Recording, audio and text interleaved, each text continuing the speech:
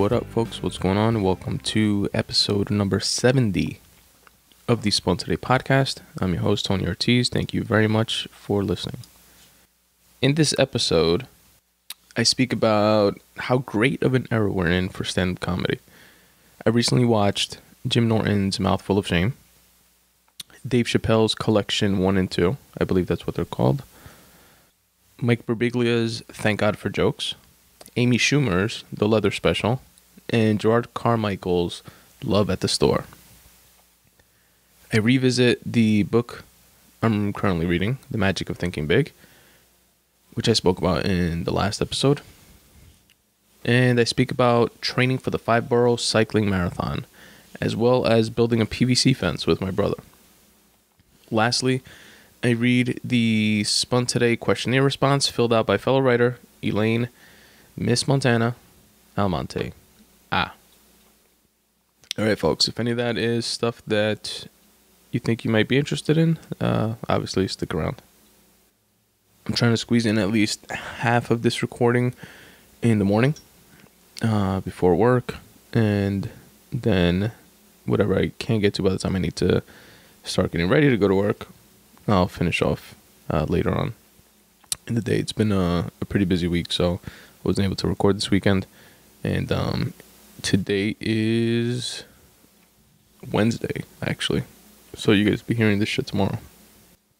Alright, so stand-up comedy. I don't know if it's because I'm more into it, because I'm so big on podcasts, and podcasts are a big avenue for comedians, or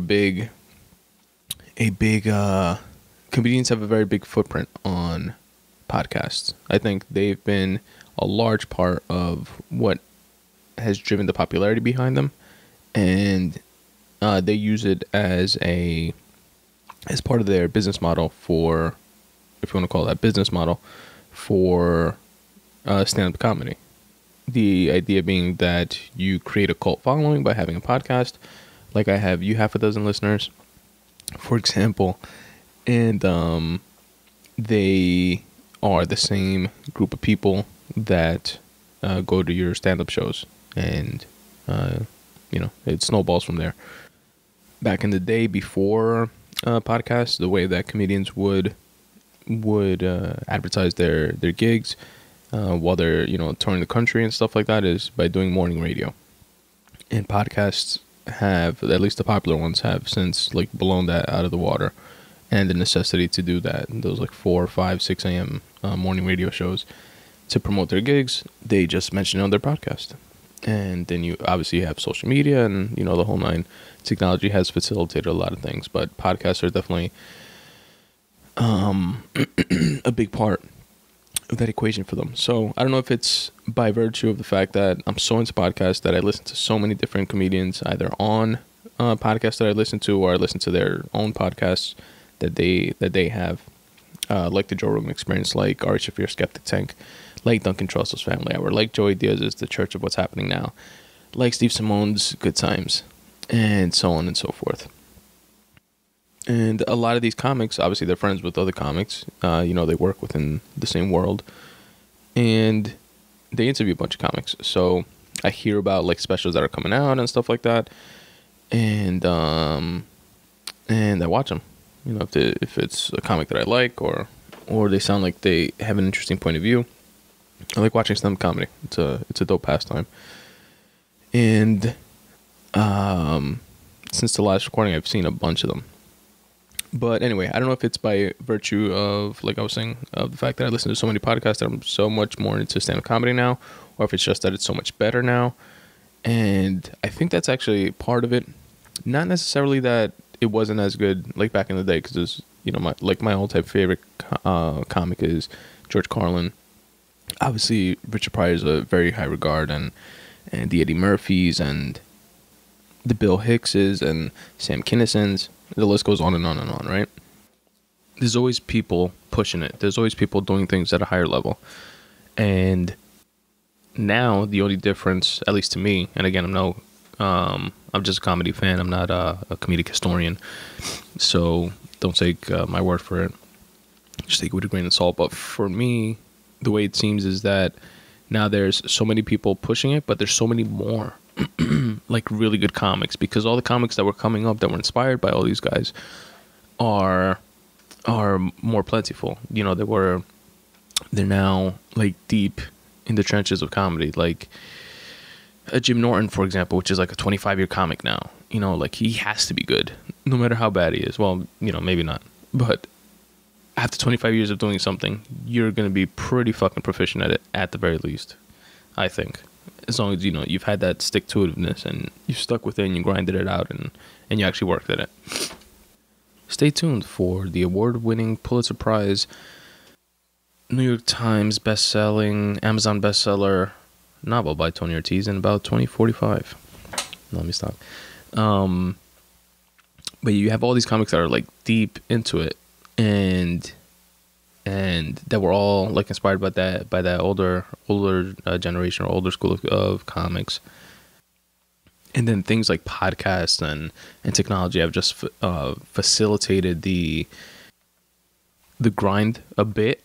At least the part that a lot of comics have trouble with, which is like self-promotion and stuff like that, which we all probably have a little bit of that.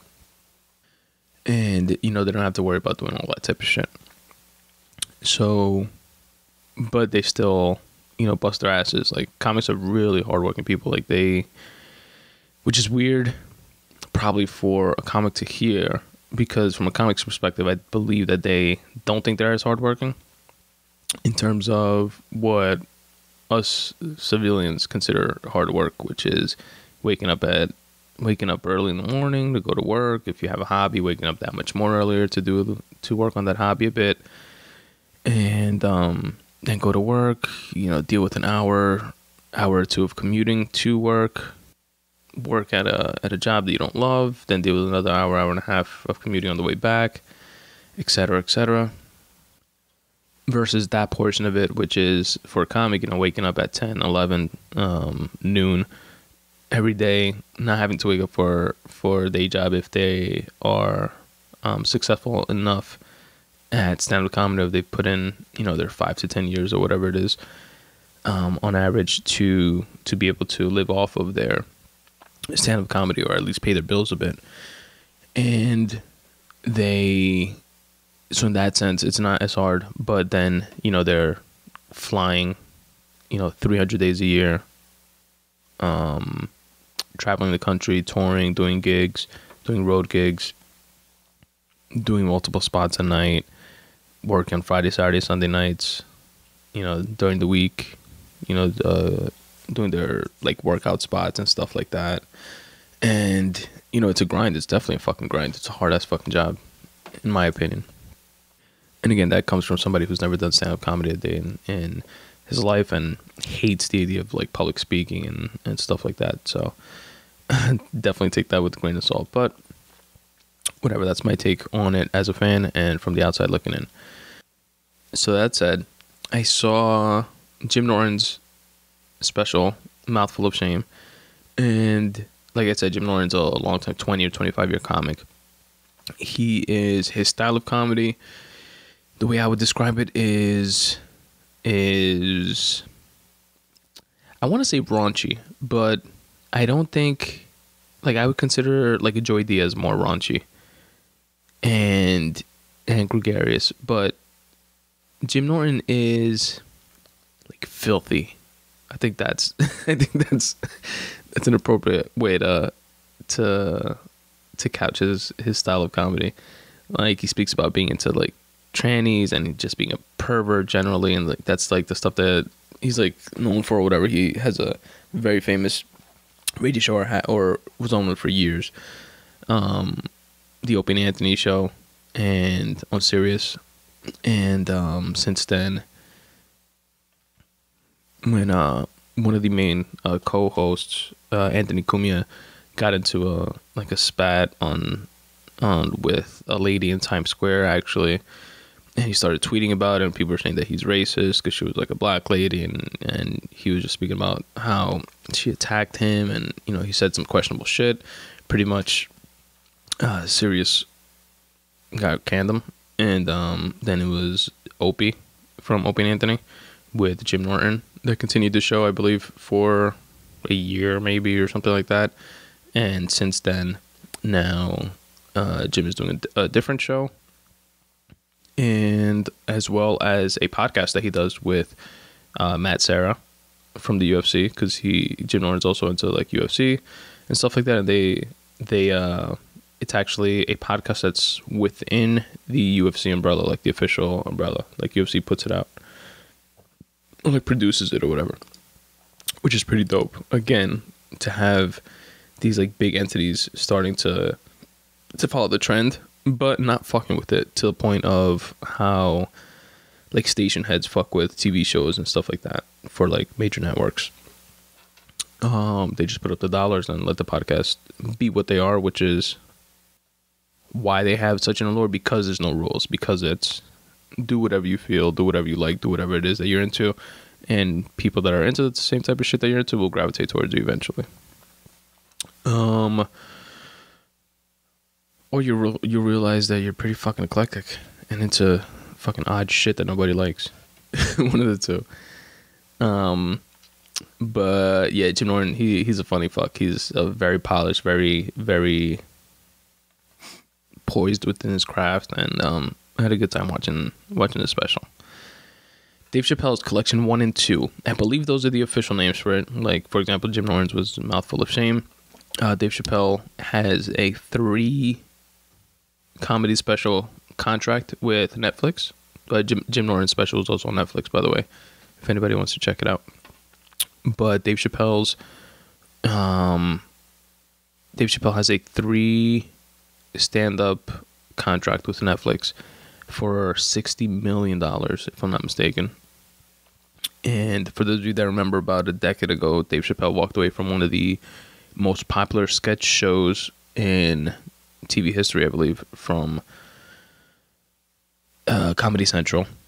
And that he did season 1 and 2, and he was offered a 3rd season for $50 million, and he walked away from it. It was like the stress and the pressure, and he just wanted something else, and people thought he was nuts, and how the fuck could you give away $50 million? And I admire that so much of what he did, that he did that he was like true to himself. Like, it doesn't matter, just stay true to yourself. Everything else is extra, and that extra just comes in different forms. This time it was the form of a $50 million offer, which most people would be like, I'll do anything for that.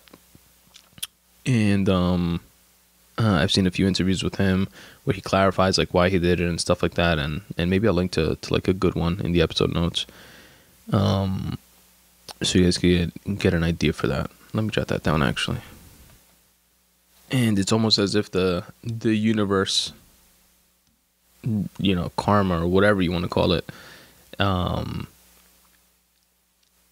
paid him back for that. Now he has a $60 million deal doing something that he loves, that he never really stopped doing, and it is his first special in a very long time.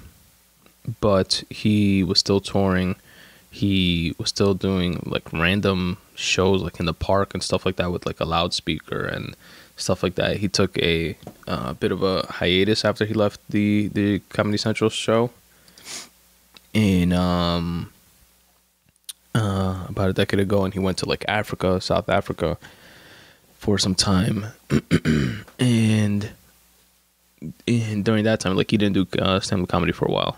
I believe he speaks about this in one of the interviews that I'm thinking about. And then he got back to it and started touring again and shit like that, and he has a fucking three deal special worth $60 million with Netflix. The first 2 released simultaneously, which was interesting. I think that's the first time somebody's done that. The first time that I've seen it. And if somebody's going to do that, it would make sense. There's Dave Chappelle. You know, he's one of the all-time greats, hands down, one of my favorites of all time. And he just has that it factor as a comic. Like that, just looking at him, he's funny. Just hearing him talk and saying something that's not funny is funny. So then on top of that, he's funny. So when he's funny, he's like double funny. You know what I mean? And such a smart guy by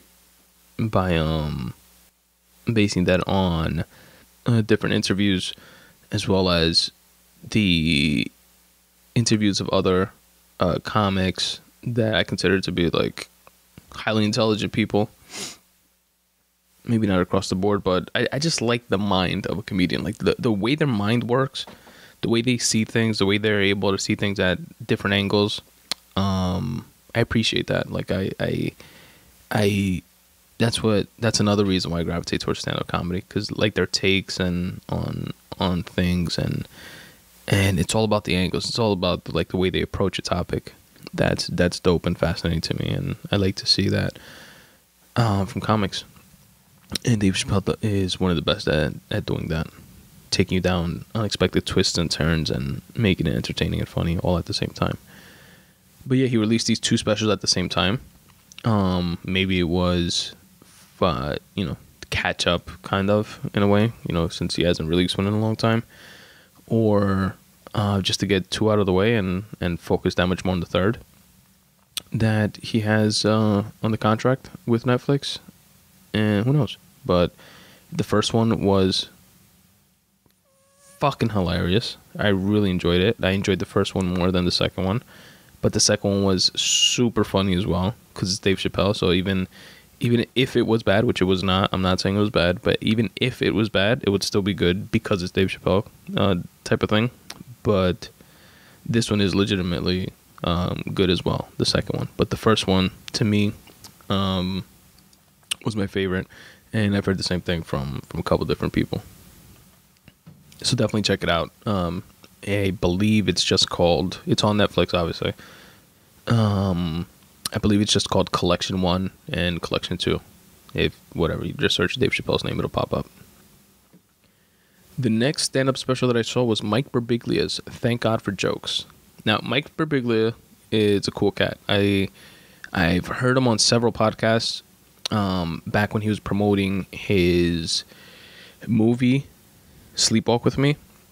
It was like a mockumentary, not a mockumentary, I don't know what it would be called. It was like half movie, half documentary. It was like when he's like really telling I guess like a reenactment of his life, and his debilitating sleeping disorder. I know I mentioned it to you guys in the past in a previous episode, probably way back when. And so I'm not gonna deep dive into it, but it was a cool movie called Sleepwalk With Me, where he speaks about his sleeping disorder and stuff like that, and he's also in Orange Is the New Black, which is another Netflix show actually. And I think this is his first stand-up special that I saw, and I really enjoyed it. It was funny. It was actually the Sleepwalk With Me movie. It depicts his struggles with, both the sleepwalking thing and also trying to be a stand-up comic and just his life in general. And this one was really funny. I enjoyed it. He's definitely a talented dude, and again, he has his all these comics have like their own takes and perspectives on things. Obviously, everybody does, right? But the way that they work at it and piece it together and write for their comedy, like the way they write is just awesome to me. It's almost as if with all these like top tier comics, it's almost as if you can see the dedication to the craft. You can see the hard work that goes into it. You know how most people, like, they'll see a special or a stand-up special or something like that and think for some odd reason that a comic, he just went on stage, grabbed the mic, and spoke for an hour, and he happened to be funny. Anybody could do that, like, type of thing, you know what I mean? But they don't see the year plus 2 years, 3 years worth of work that goes into that 1 hour special. I see that hard work. Maybe again, it's because of the fact that I'm exposed to so much comedians and their quote behind the scenes type shit with how open they are on podcasts and speaking about their craft and stuff like that. So I know that they do 15-minute sets, 5 or 6 times a week. to work out sets, to go try a joke and see if it works, and then change a word here and you know, change one word within the whole thing to punch it up a little bit, and then try it the next night, and you know, continuously try it and try it in different cities and see if it works in New York, see if it works in Kansas, and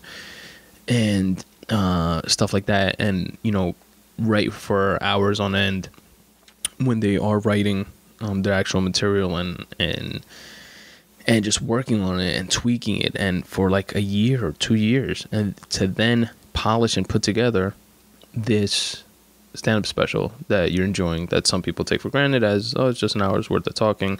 And I personally am able to see it on these like top tier comics. Like I see that grind, and that grind is what I appreciate personally. And it's that much more like awe-inspiring with guys like any of these guys, Jim Norton, Dave Chappell, Mike Birbiglia, that do other things like, you know, produce and direct movies and star in movies, or you know, have other shows.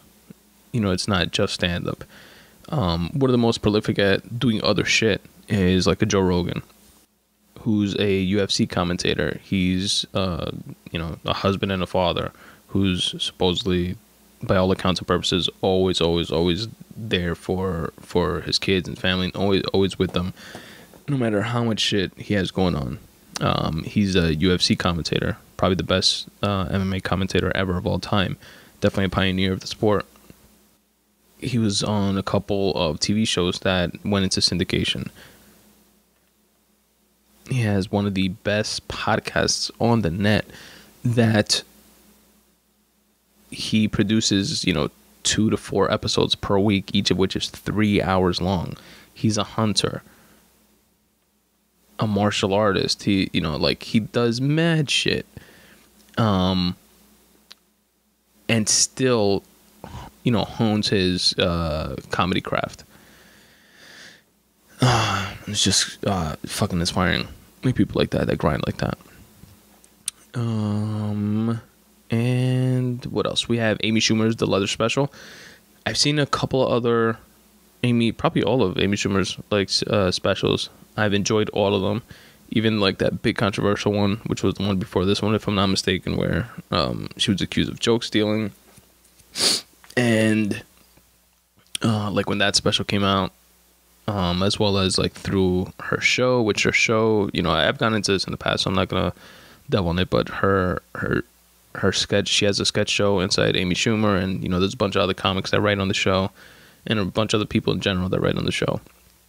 So you can't really like pin the joke stealing on her, but at the end of the day, the buck stops with her. It's her show, it's her name on it, so it's like, you know, a little hazy, weird gray area.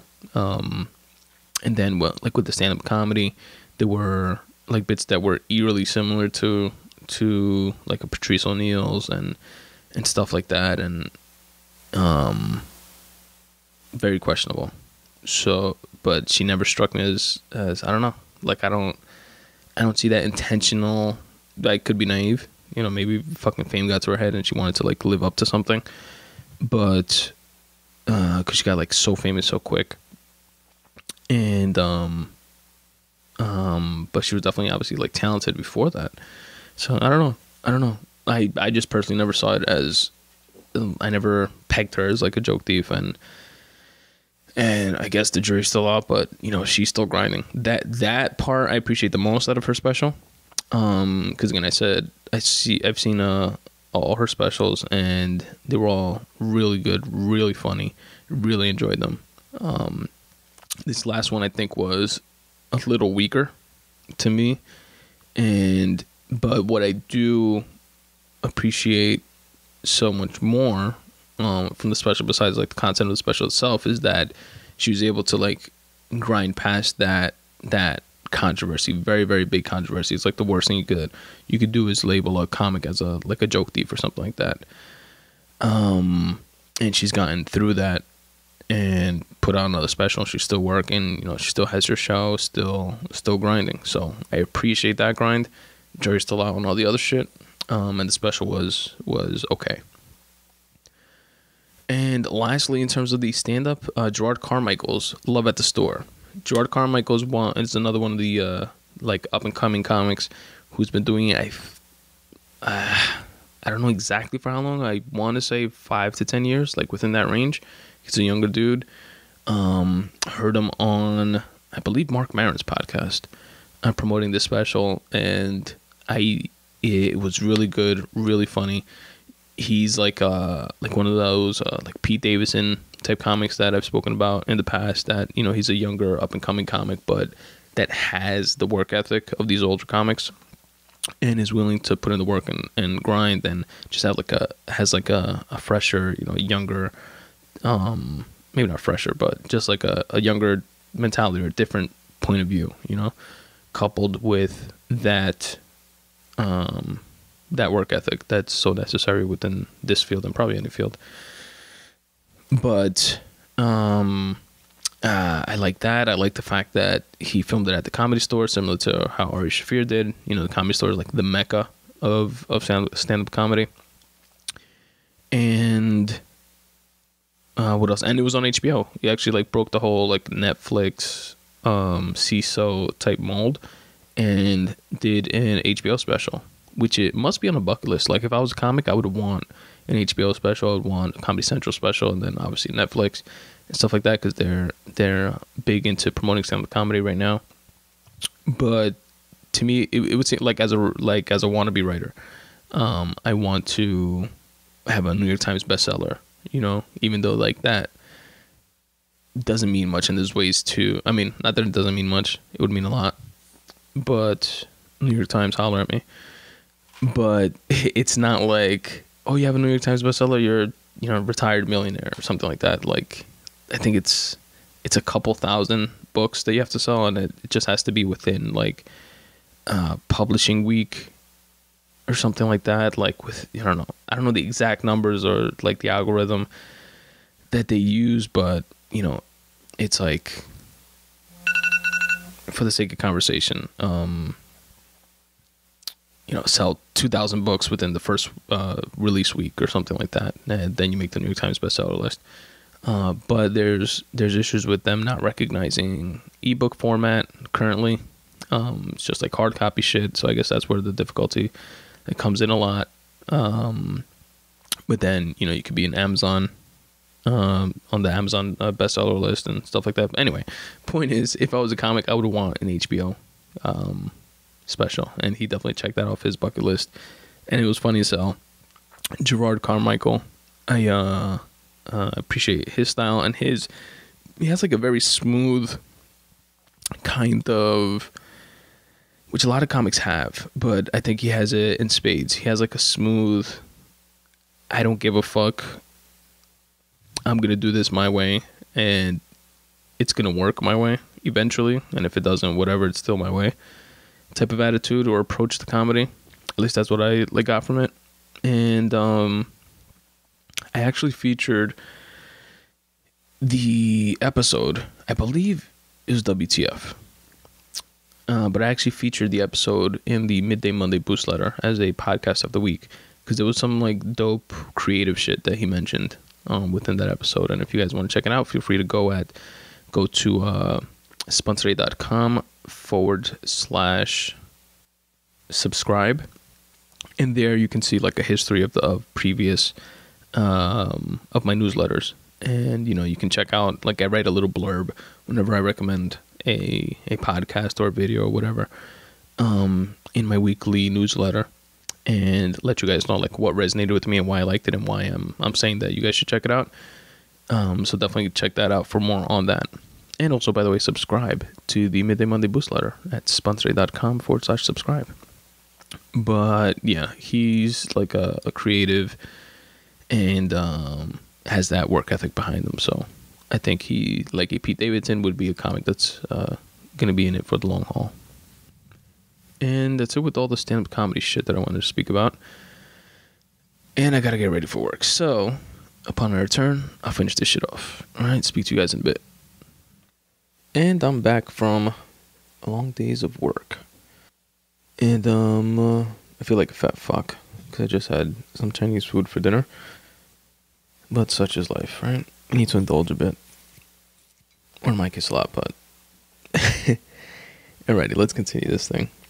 The book that I mentioned to you guys last time, The Magic of Thinking Big. I am almost done with it.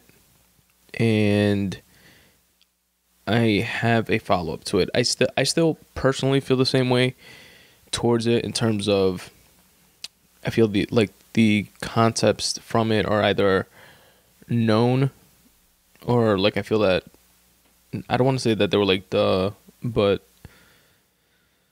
it's I guess certain like tips on how to maneuver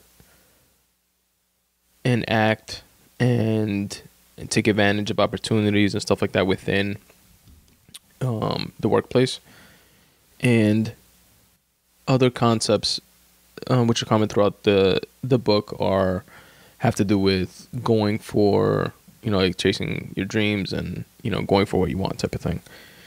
And like I told you guys last time, I feel like I have taken in those concepts, or those concepts were presented in a way that were more palatable to me through books like The War of Art and Tools and Mastery and books like that.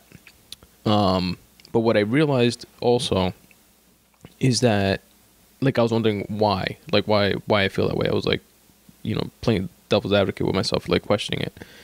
And I arrived to the conclusion that it's more so because I feel that I learned a lot of this stuff while being on the job, like while, working a corporate job.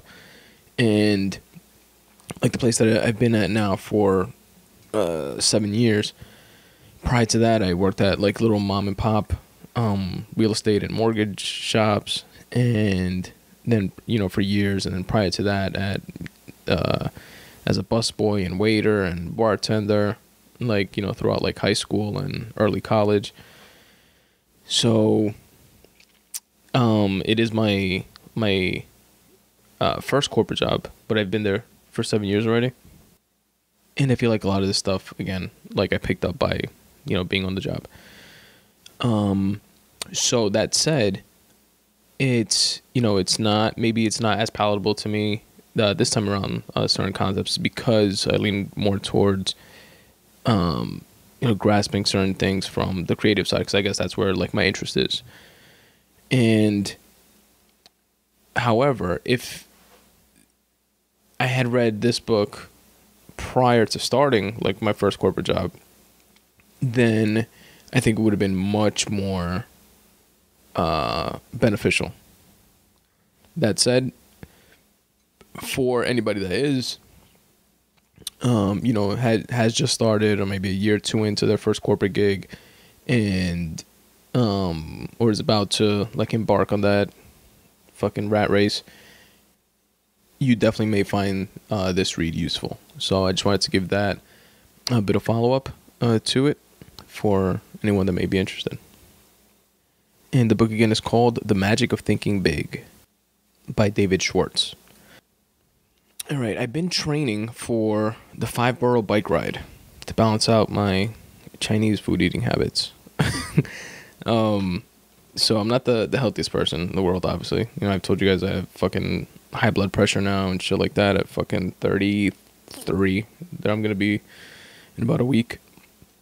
And I'm not hugely overweight, but I am overweight. And, I don't exercise almost at all. But and my eating habits could use some bettering. One thing that I could say that I guess, or that helps me, that's beneficial to me within that realm, is the fact that I stay away from sugar, well, processed and like added sugar. So in terms of like drinking, I literally only drink water, whiskey, and coffee. So no sodas, no juices, no sugar in my coffee. I drink coffee black, and stuff like that.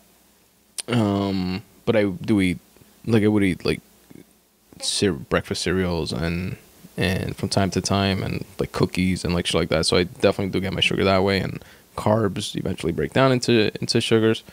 So I'm getting enough sugar from other shit. So I guess not too much to be proud of. Anyway, back to the point where I was gonna pat myself on the back.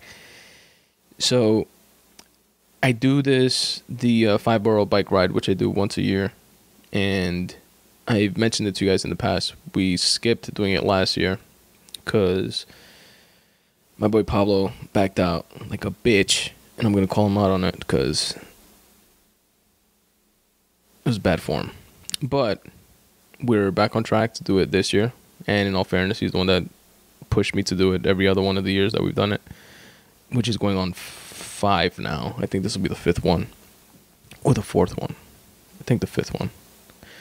Anyway, so we're training for this thing, and by training I mean we the 5 borough, for those of you that don't know, is a once per year in the first Sunday of May bike marathon throughout the 5 boroughs of New York City. And you get to hit all 5 boroughs. They close down certain streets, like highways, that would otherwise be full of traffic and cars and shit like that. Highways, bridges, tunnels, like shit like that. So it's pretty cool to go bike riding through like the FDR and cross the Verrazano Bridge on your bike and like stuff like that, like in the actual street, not just like on the bike paths. And it's like tens of thousands of people that do it. And it's a dope experience. Like I really enjoy bike riding, and because it's like a scenic route, you get to see the city in a different way. So I highly recommend it for anybody who's into stuff like that. But it's the training up until it is probably like the only exercise that I get.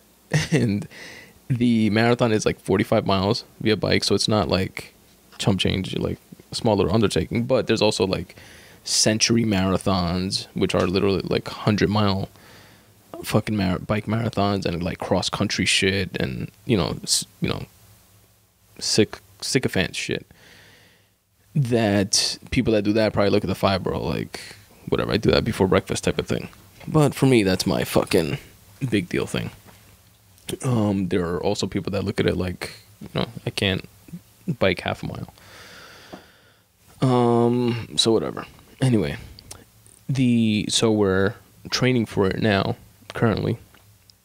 It's April, it's the first week of April, and it's the first week of next month. So we got a couple weeks left. We've gone out already 4 times. And the way we do it is that we try to hit different bike paths throughout our training cycle, and we go out once a weekend, either on a Saturday or Sunday, depending on the weather and other shit that we have to do. And like the first time out, we did 5 miles, then we graduated up, then we did 10 miles, and the one after that we did like 12. Last weekend we did 15. We bike for anybody that's from New York. We do like Forest Park. We did a couple times. We did Bayside Marina. We did the Belt Parkway last weekend. And next weekend we're gonna hit up Central Park. So we get to like see different tracks and stuff like that, and do some exercise. It's been cold as shit here in New York, so it was a bitch, especially when we did Bayside Marina, which we were like right next to the fucking water. That's where that bike path is, and it was, I don't even know, fucking like 30 degrees or something like that outside. But we got to get the reps in, because we have to get up to the point where over the next couple weeks that we could do the 40 miles easily, the way we've done like in past years. So I've been gearing up for that, and I wanted to tell you guys about it. One day, about 2 weekends ago, not this past weekend, the weekend before that, I have like a touch of OCD when it comes to certain things. So like if I say I'm gonna do something, like hell has to freeze over for me not to do it. Like that's my whole thing with releasing the podcast consistently every other Thursday at 9:37 a.m. and it like I want to keep that consistent. The show must go on type of thing. Like I have that with other things. So if I tell somebody I'm going to be somewhere at a certain time, I'm there. And if I tell somebody they can count on me for something, Like, I try to make it a point to like do shit like that, right? So we have like this training schedule like mapped out from now until the marathon. And my brother wanted to build a PVC fence at his crib and in the backyard. And a PVC fence, for those of you guys that don't know, is like those nice white, like pallet looking fences that people have in their front and backyards. And mind you, me and my brother have zero construction experience or anything like that. He was literally just watching like YouTube videos and said it didn't look that hard and we could figure it out, we could do it. And I told him definitely I'll help him out with it. So the side of me that has that necessity to check off shit from my to-do list and make sure like everything gets done, has the bike ride training to do as well as the fence building now. And normally I would like switch the bike riding to a different day or vice versa, but the other day was I think it was gonna rain, and it was also the day that we were celebrating my father's 77th birthday. So it was a no-go. We couldn't switch, either thing.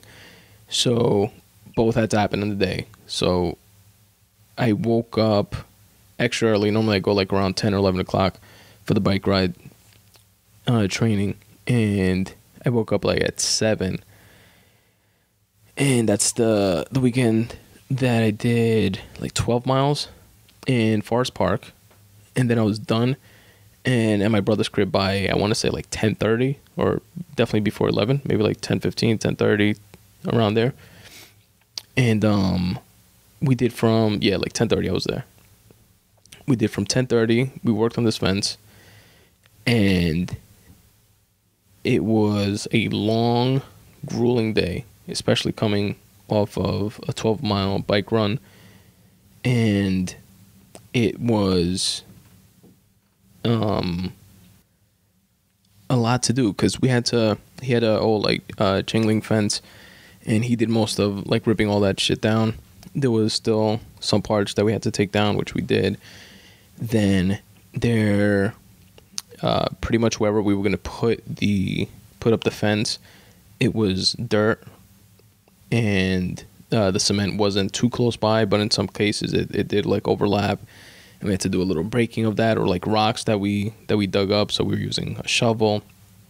He rented this like corkscrew looking jackhammer type thing that like digs the hole deep in the dirt. And then it's like gas powered, and you could rent these things, by the way, at Home Depot, which is cool, which I didn't know, like tools and shit like that you can use for like one-off projects like this, so you don't have to like buy them, which makes total sense, right? And like PVC fences have two ways of doing them. The one way is putting them on like above ground, which you see in a lot of backyards that are like fully a cement, and the other way is to dig them under the ground. So you have the posts of each piece of the fence, or each pallet of the fence, dug into the ground, or you dig a hole into the ground about 3 feet deep. You put the post in, and then you fill it up with cement, like this fast drying cement thing, and make sure everything's leveled and all that shit. And it like dries up within half an hour, and you're putting up the rest of the pallet of the fence, which is 8 feet like per pallet, and then you put up another post, and then you put up the other 8 feet worth of fence, and then you put up another post, and you're doing the cement, and you're doing this and that, and making sure everything's level, both like left to right and top to bottom type level. And we spent like in digging and just building a fucking fence. We spent I got there 10:30. My brother was already working on it for an hour or two before I got there, and we finished and returned the drill to Home Depot like at 8:30 at night. So we were tired as fuck, and especially the next day I felt it most, I think probably like Tuesday of the following week, when I was like at work in my cubicle, like I got up to go to the bathroom and fucking just like sore as fuck. And like a coworker of mine was asking me like, yo, why are you limping? And it was sick. But we did put up the fence. It came out super dope. It looks awesome, super nice. Gives the whole yard like a different look. And it was a cool experience, you know, just like chilling with my brother and like doing something like that, like bonding and building something that's gonna like probably outlast both of us. You know, it's kind of weird to think of that way, but most likely will, right? I mean, how often do you fucking change fences? And my pops helped out for a while also, which was cool, and it was just like us like together and shit. So it was a cool experience, man. And I'm super into, you know, that do-it-yourself type stuff and, you know, YouTube shit to do stuff. Don't go as far as like in Andrew Schultz, which says that he could do anything based on YouTube that he could perform. He's a comic, for those of you that don't know, and he has a podcast with Charlamagne the God, and called The Brilliant Idiots, which has cool YouTube clips that I like watching. They just debate like random shit, but he goes as far as saying that he could watch a YouTube video and perform brain surgery. It's like, don't OD, but I get the sentiment behind what you're saying. But now, yeah, with technology and YouTube and shit like that, you could do a lot, man, and it's pretty dope. It's pretty cool. And lastly, the questionnaire that I told you guys about. So, Elaine Miss Montana Almonte is my best friend's kid sister. And come to think of it, she probably doesn't even know that I've ever referred to her as that, because it's not like I would introduce her to someone and say, hey, best friend's kid sister, this is so-and-so. Hey, so-and-so, this is my best friend's kid sister. You know what I mean? So it's not like something that she would probably hear. So when she hears this, she's probably gonna be like, what the fuck are you talking about? Best friend's kid sister. But yeah, it's like de cariño type of thing. Like I have referred to her as that in the past. I don't even know when, but I don't know. Probably like in passing, like, oh yeah, that's my best friend's kid sister or whatever. Anyway. Which, by the way, I don't know why I would even call her that, because she's like a year younger than me. Like a grown-ass woman. But whatever. Shout out to Elaine. She was kind enough to fill out the Spun Today questionnaire that is available to any of you folks, of you fine folks, to fill out if you are so inclined. And I will do the same exact thing that I'm doing now. And I'm going to share the responses to those 5 questions, which are geared towards creative types, as you guys will hear in a bit. And the point of it is to see someone else's perspective on how they approach something that they're passionate about. And sometimes you get, or I've gotten from these, receiving and reading these questionnaires and sharing them, tips such as, you know, wake up early and right before work, and, you know, different apps to use like Evernote or Day One, which is another free app that's pretty user friendly and like good for writing and stuff like that. And you just get a glimpse into somebody else's process, which I think is cool and inspiring, and it kind of like demystifies like the whole thing for other people, which is really important to me, which is the fucking catchphrase of the podcast, right? Like, substitute the mysticism with hard work. And I really appreciate whenever anybody decides to fill one of these out, and definitely appreciate Elaine doing so. So let's jump in and see what she had to say. Question number 1 is relating to your craft. Do you remember the first thing you ever wrote or created? Elaine responded, yes. A journal entry in 4th grade. My school gave all the girls journals for Christmas. That's so sexist. How about the guys? No, let me stop. That's pretty cool. That reminds me of in 7th grade, we had something similar. Not, you know, we didn't get like journals or anything like that. And it definitely wasn't the first thing I ever wrote, but my 7th grade English teacher, which is part of the dedication section, a large part of the dedication section within my book Make Way for You, available now. She made us write journals in class, and she called them lit logs, short for literature logs. And I don't remember if it was daily or weekly or what it was, but we would write them. It would usually be based on something that we were reading in class. And she would give us like feedback on it, and I remember like the feedback she would give me was just like so elaborate, and she was like so into like whatever it was that I wrote, and really liked the way I wrote, and always gave me compliments and stuff like that. And it's definitely boosting to have that type of support from a teacher or from a school and stuff like that. So it's pretty dope that you got those journals in the 4th grade. Now, the response to this question also reminds me something that I told myself that I was going to do after Daniele Bolelli's response to this question in a past questionnaire. And that is that the way I wrote the question was, do you remember, the first thing you ever wrote?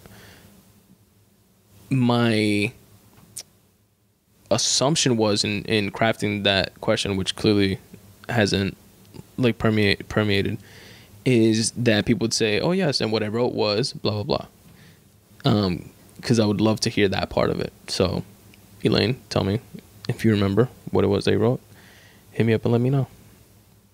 And I definitely have to amend that question on the website. Watch me forget until the next questionnaire comes out. All right, question number 2. What inspires you to write or create? And Elaine wrote, people stories, family bonds, things humans experience and think are unique to them, pretty things, sad things. And I couldn't agree more. It's pretty much everything, right? Like different experiences that you go through, just life. As life happens to you or in spite of you or whatever, you absorb different sparks of inspiration.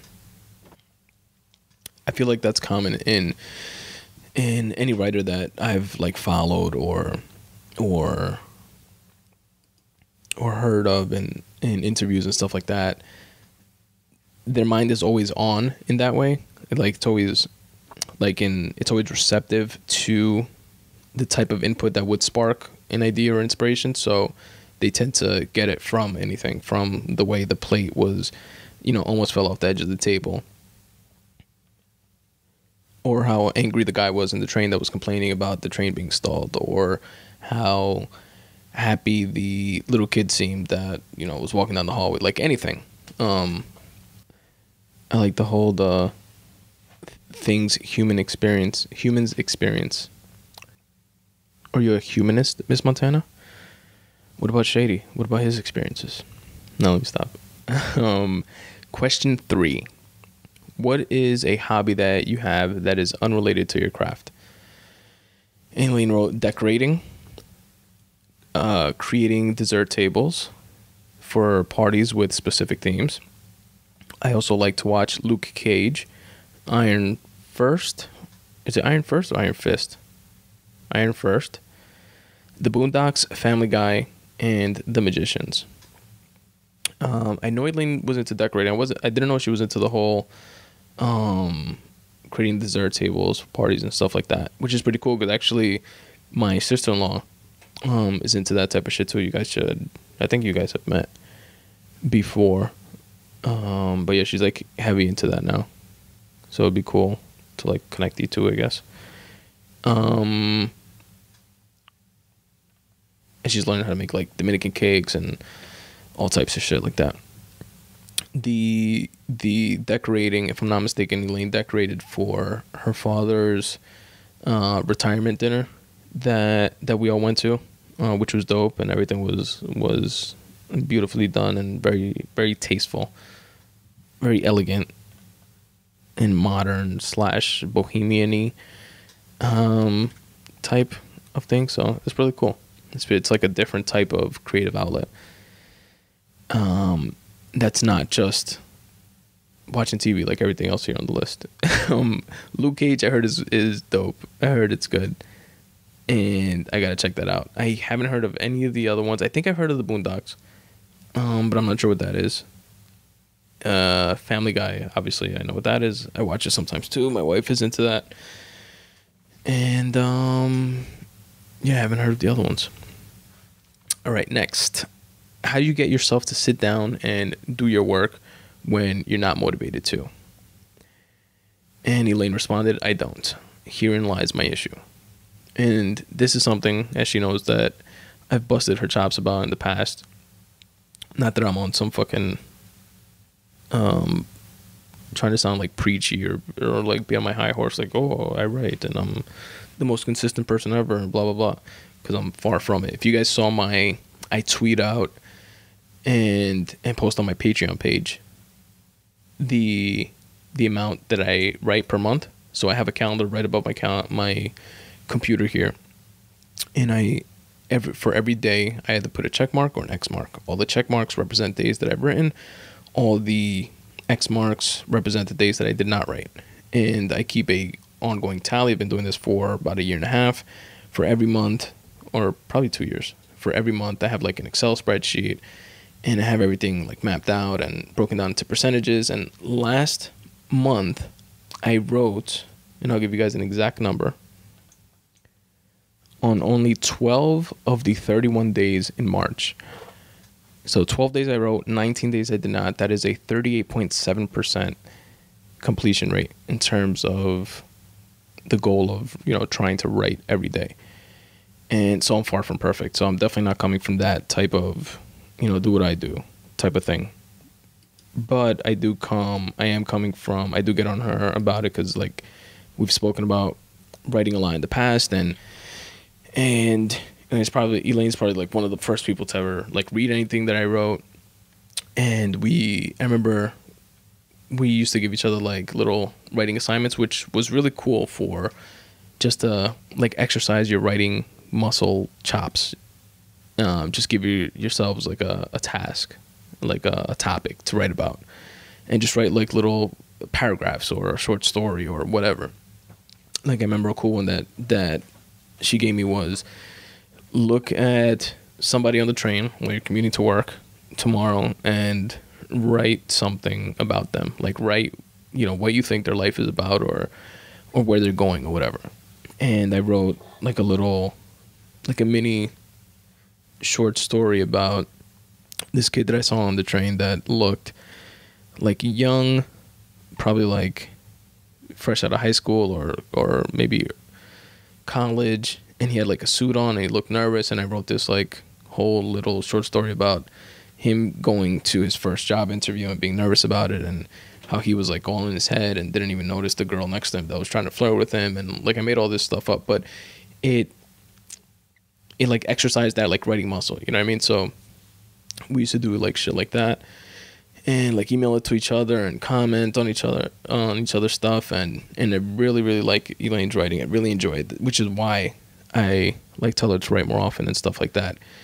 And the place that I am coming from is that, like, through creating this podcast and setting certain goals, writing goals, like trying to write every day, even though it's a lofty goal that I haven't hit yet. I think my highest accuracy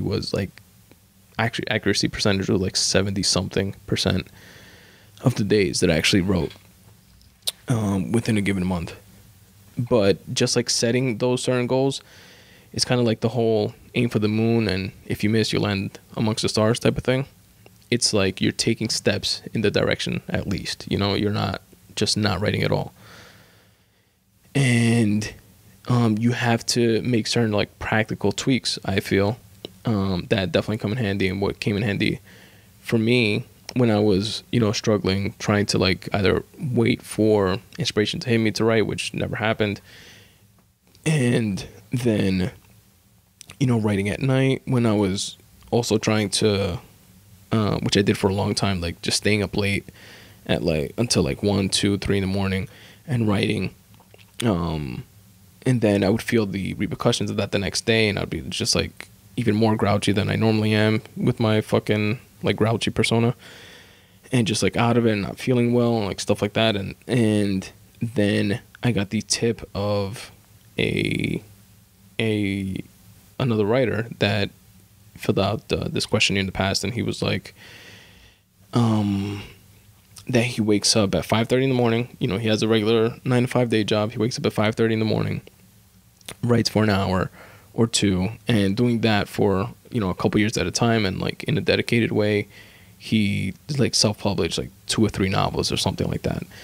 And a lot of people start out that way. Joanna Penn, which has a successful podcast and has a very interesting business model, which I would, which is a more realistic one to me, to like in terms of pursuing it. Like, she has multiple revenue streams in terms of speaking engagements and podcasting and writing books, and she writes also both fiction and nonfiction, which I try to do. And like, she worked a day job for 6 years while simultaneously doing a podcast and writing books before she was able to generate enough from the writing books and podcasting and you know, her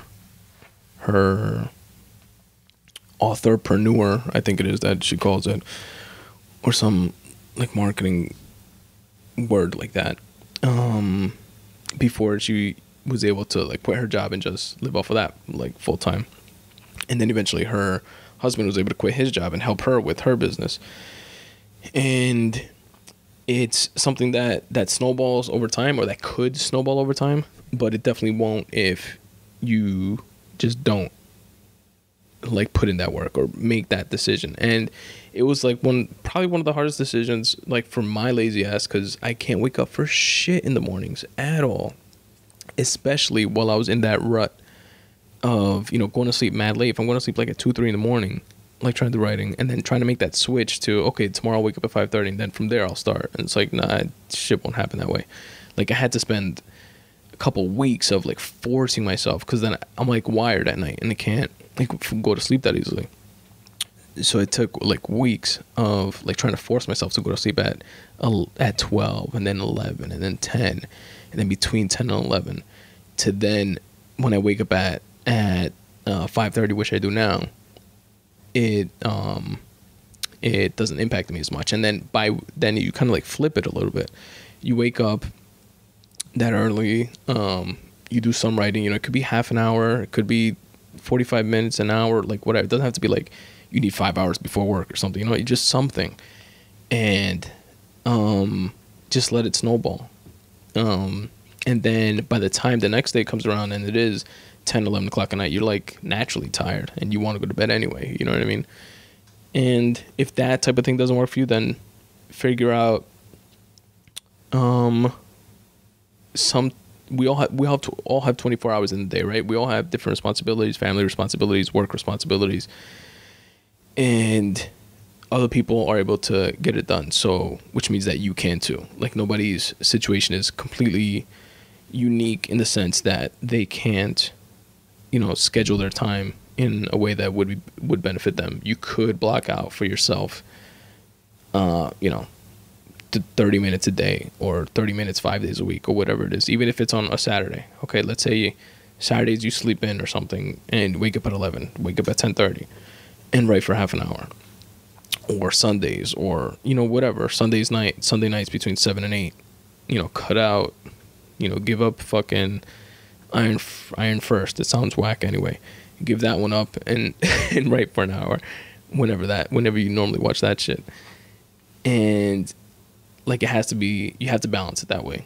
But definitely I would want to like see more of that. That would be like my advice, I guess, like my take on that. Not that you really asked for it, but there it is anyway. And lastly, do you have any advice for other writers or creators, new, seasoned, or otherwise? And Elaine wrote, spend time traveling. Inspiration will come.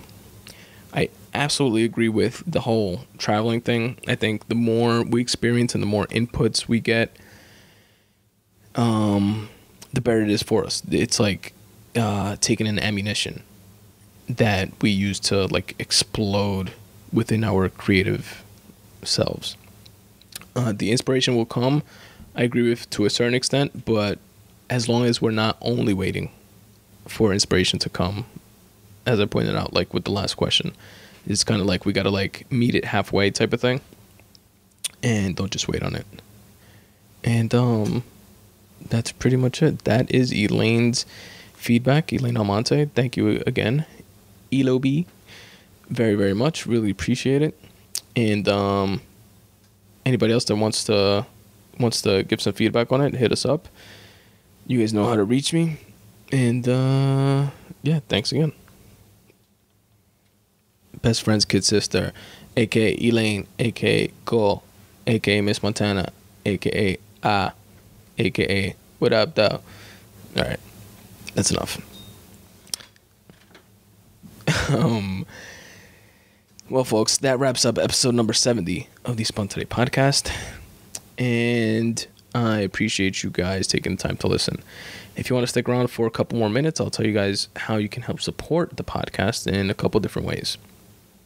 And if not, feel free to check out the next episode in a couple weeks, or any of the back catalog episodes that will always be available to you for free and for your listening pleasure. There are currently now 69 other episodes, 69 other episodes of me rambling and talking shit the way I'm doing now that are available for you guys to listen to whenever you want, on demand. You demand it, and you have it. Anyway, alrighty. One thing that I would appreciate for you guys to do is sign up to the Midday Monday boost letter. Why not? Everybody fucking hates Mondays. Nobody likes Mondays. But I figured out a way how to make Mondays a touch better for you and everyone else. Sign up to the Midday Monday boost letter at spuntoday.com/subscribe, and you will receive the very next one. And what it is a small email that contains 5 things: a photo of the week from a dope photographer that I found on Instagram, a podcast of the week that I found fascinating and I wanted to share with you guys, a video of the week, a quote of the week, and a word of the week. Who wouldn't love that? Again, sign up for it at spuntoday.com. It's 100% free. If you don't like it after you get a few of them, feel free to unsubscribe at any time, and you won't get bombarded with bullshit. You'll get this email once a week at noon, the Midday Monday boost letter. Subscribe at spuntoday.com/subscribe. Next, fill out the questionnaire, like the questionnaire that I just read, that Elaine filled out for us, and I will read your responses and share your input with the other listeners of the Spun Today podcast, and give you a shout out on the podcast. It's a free way to plug your own blog or website or podcast or whatever you have going on. It's a win-win. Check out the photos on my website at spuntoday.com/photos. Aside from being a wannabe writer, I'm also a wannabe photographer. Go figure. And I post some photography on my website, which is all downloadable for free. And it's cool shit from trips that I've taken, as well as just sites around NYC. Check it out if you're interested. And if you happen to want prints of any of that photography, if you want to print a poster or a frame that you can, print and frame and hang up on your wall, go to crated, crated.com/spuntoday.